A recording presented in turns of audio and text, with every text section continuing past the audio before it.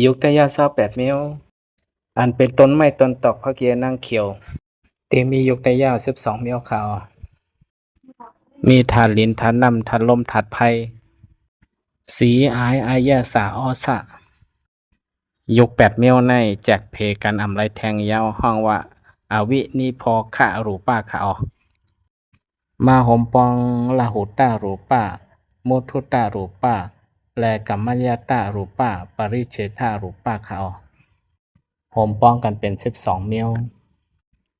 สังว่าต้นไม้มันตายยาวในจึงเตมียุกตะยาคึด8 เมตรไปค่ะมีถาดลินถาดน้ำถาดลมถาดไผ่สีอายอายาสะออสะต้นไม้ต้นตอกพักเยอะนั่งเขียวพุทธปอกเกิดมาไรก็เปว่าอุตุค่ะอุตุปองว่าทัดกัดทัดไหมค่ะกลงาลายเพชรอสุรเกตตีรัชชันเมืองผีหกคงเจไนมียุค27 เมตรเขาปุนตาเมืองสาง15 คง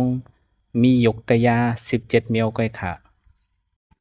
ปุนตาเมืองสางหมักปักหม่นอาสัญญตาพรหมะจันในมียุคตะยา9 เมตรก้อยค่ะปุนตามาอิดลินผาอ่านเป็นเงินเป็นคำเป็นแสงเช่นไหนมียุคตะยา8 เมตรก้อยค่ะปุนตาจักขุปาสาทาซอตาปาสาทาขานาปาสาทาชิวหาปาสาทากายาปาสาทามียุคตะยา10 เมตรค่ะปุนตาอายแซวอายตู่อายเนาอายหอมเช่นนั้นแต่มียุคตะยาอยู่8 เมตรค่ะ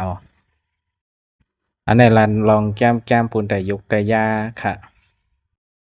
ก็เปิดในแรกพุทธเจ้าก้อนหลีอย่าลืมมาต้องตะยาติพุทธปอบเป็นมาตั้งตาหูโคนังโตใจลิ้นค่ะ